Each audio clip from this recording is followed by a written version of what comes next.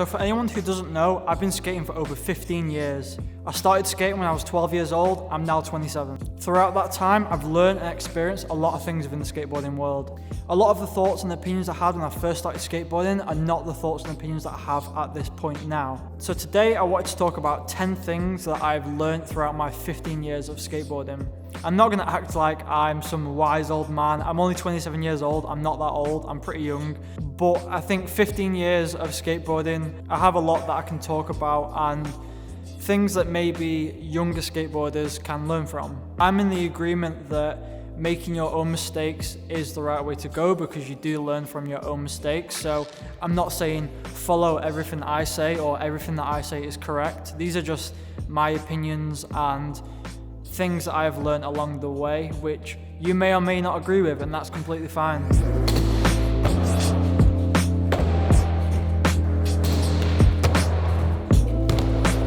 So the first one I'm going to talk about, this is something that took me years to learn. If you're aware of this early on, it'll save you a lot of stress in the long run. So number one, skateboarding is 70% mental, 30% physical. I'm one of the skateboarders who I think takes a long time to learn new tricks, and I don't think that's for any other reason other than I don't think about what's going wrong with the trick I'm trying. I just keep trying it, almost like brute force. Let's just take a kickflip for example. If I'm doing the kickflip wrong every single time, I don't stop and think, what is it I'm doing wrong? Maybe next time I'll just try and kick harder and jump higher, kick harder, jump higher. I don't stop and think. And that's something that took me years to understand, that if you just think about a trick and think about maybe changing your foot placement or swinging your shoulders at a certain angle, massively changes the way that you look at tricks. The other side to that is if you're skating something that scares you, maybe a stair set, you know in your mind that you can do that stair set, but it's your mind that's holding you back from doing it because you're scared. And when you come to skating things that do scare you, it is all a mental game. Most likely, if you're skating within your ability, you're gonna have no issues, but it's just kind of finding ways and techniques to get over the fear of skateboarding.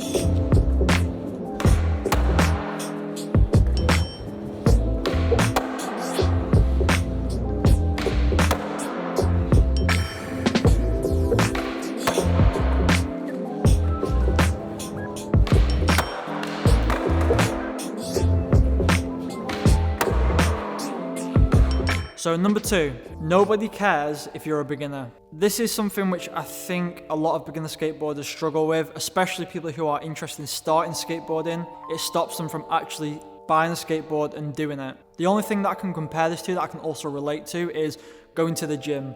So when I was younger, the first time I ever went to the gym, I remember being terrified. I really wanted to start lifting weights, but I was so scared that people were going to be watching me and thinking that I was doing it wrong. And I did a lot of searching online, and everybody said basically that when you go to the gym to lift weights, no one cares. No one is going to be staring at you, laughing at you, even if you're doing it wrong. Most of the time, someone is just going to come up to you and help you so you don't hurt yourself. And it was completely true.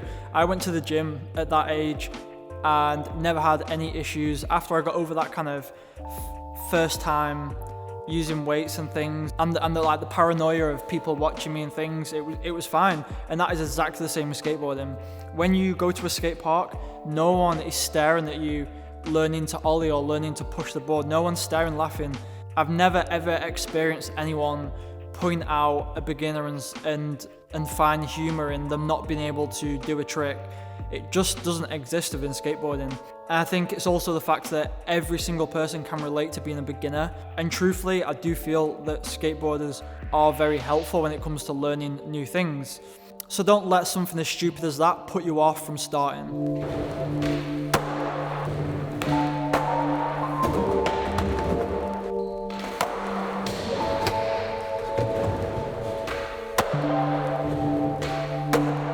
Number three, you don't need to progress on a skateboard to have fun. So I think in today's age of skateboarding, especially with TikTok and Instagram and YouTube, there's a lot of pressure for people to progress. It's very easy to go on one of these apps and find some 8-year-old prodigy who is doing 900s on a vert ramp or flipping a massive stair set. When you see these videos, it gives a lot of pressure to progress.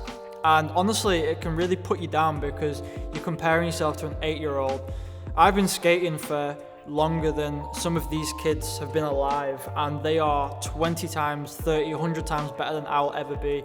For me, I'm never gonna attempt to progress to anywhere near those levels of skateboarding, but that doesn't bother me because I have a lot of fun skateboarding at the level I'm at. I don't feel that I need to progress a huge amount every year to kind of contain that fun and enjoy skateboarding.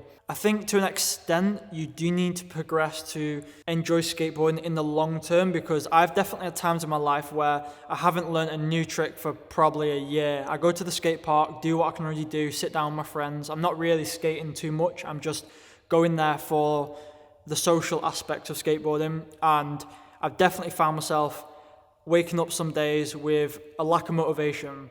Luckily, I'm out of that rut and I do slowly progress. So yeah, progression, I think you don't need to progress at all really to enjoy skateboarding, but in the long run, it's something that you might want to consider for the long-term enjoyment of skateboarding.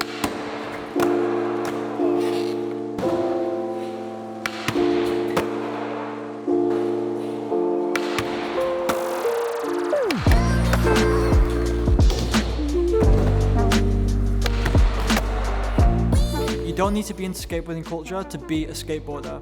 When I was younger, I was definitely one of the kids in my group which didn't really watch skate parks. I wasn't up to date with who the best pro was, or I didn't have a subscription to Thrasher magazine or Sidewalk like a lot of my friends did. We'd have conversations and they'd be listing out pro skaters who had a certain part or certain tricks they'd done, and I had no clue what they were talking about. Growing up, I didn't buy skateboarding t-shirts or hoodies. I kind of wear a lot of like hip hop brands, but definitely didn't wear skate brands at the time. Because of that, I used to think that I wasn't as much of a skateboarder, but that's absolutely false. Being a skateboarder means you enjoy skateboarding. You definitely do not need to wear skate brands or certain clothes or be a certain way or watch skateboarding video parts and YouTube videos. Just being on a skateboard and enjoying skateboarding alone makes you a skateboarder.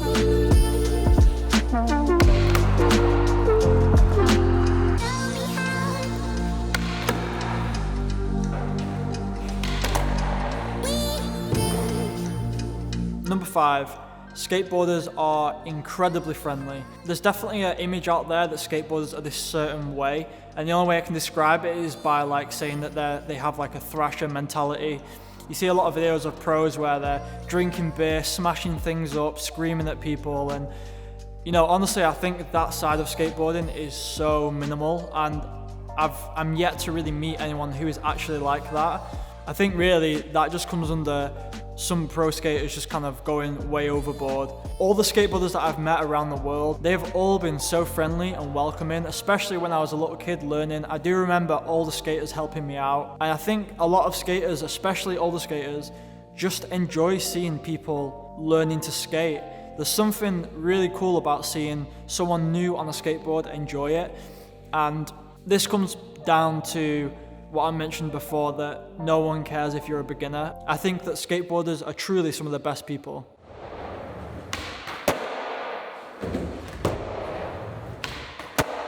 So number 6, you can be into other hobbies and other sports and still be a skateboarder. So when I was in primary school, I must have been about 11 years old. In my class, there was 3 other kids who skated. Those kids have been skating for like a year plus, maybe even longer. I got on really well with a couple of them, but one of the kids really did not like me. He did not like me in the slightest, and I'll go as far as to say that he used to bully me, basically. I remember I started hanging around with them a bit more, and I was kind of starting to get into skateboarding, and I had my first ever cheap skateboard. When we were at school on the dinner breaks, I would sometimes play football with the other kids, and this one kid that used to bully me used to say that I wasn't a skateboarder because I liked football. I kind of thought that I had to give up football to be a skateboarder, and it really planted this thing in my mind.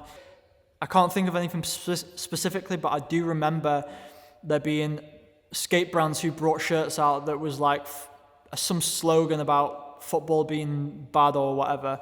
I think it's so crazy to box yourself into just one hobby like skateboarding. I think you can enjoy anything in the world. You could enjoy tennis and then be a skateboarder. You could enjoy horse riding and be a skateboarder. You can do anything and still be a skateboarder and still enjoy it, and no one should judge you for that. No one should say that you're any less because you like something else other than skateboarding. It's an absolutely insane mentality to have, and this is something that I learned as I grew up. I got back into football when I was a bit older, and it made no difference. You can definitely enjoy other sports and hobbies and still be a skateboarder.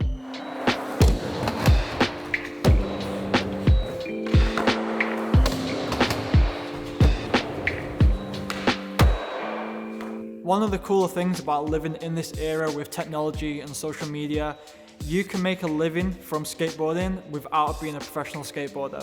I think when skateboarding was first invented, it was an absolute dream for anyone to think about even making a living from skateboarding. Even now, it's like a very small handful of people are making a living from skateboarding all around the world. Some of the pros that you'll watch today are just getting by with skateboarding. They're not earning that much money. Maybe they're getting just product and then selling their product, or they're getting very small salaries. It's incredibly hard to make it as a professional skateboarder.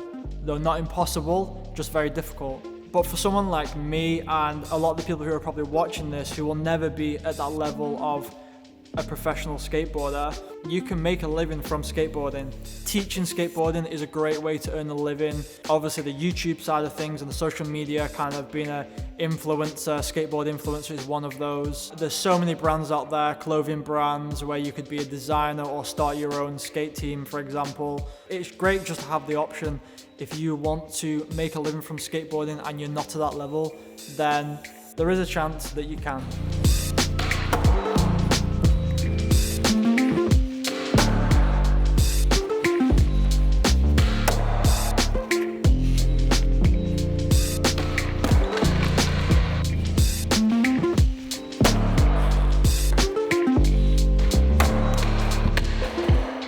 So number 8, more expensive products and brands will not necessarily make you a better skateboarder or help you improve faster. In my opinion, for most people in this world, buying a £30 deck will do no difference to buying a £65 deck.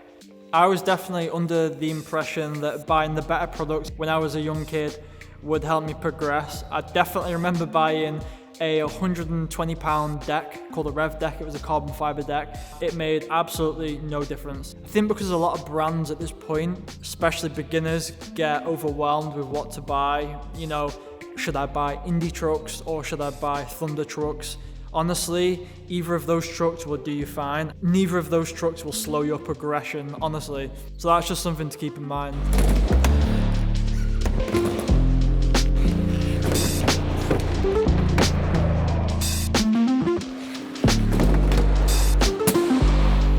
Certain ways within skateboarding are not better than other ways. I think there's definitely a stigma within skateboarding that if you're skating park all the time, then you are below someone who skates street. There's also the opinion that if you're someone who does bonuses or tricks like hand plants or anything that's kind of maybe like a freestyle trick that you would see Rodney Mullen do, then again, you are below a street skater. It's just a weird mentality to take, I think, and there's no specific way to skate. There's so many different kind of avenues you can go down. One of them I enjoy is vert skating. It's not that popular these days. A lot of people still do it, but it's definitely not as popular as, say, park or street. And I'm absolutely certain that there's people who think, why is he skating vert? It's such a weird old man thing to do. But at the end of the day, whatever aspect of skateboarding you enjoy, you should do. Don't ever feel that certain things within skateboarding are better, because they're not. Hopefully some of my young wisdom has helped you in any way, or it's kind of eased maybe a thought you've had in your mind. Skateboarding is such a great hobby or activity to do, and I've said this so many times on my channel that if you want to do it, just do it. It is definitely a life-changing thing to do. There's so many benefits to skateboarding. There's too many to list, honestly, but if you want to do it, just go for it. That's the end of the video for today. Hope you enjoyed it. See you in the next one.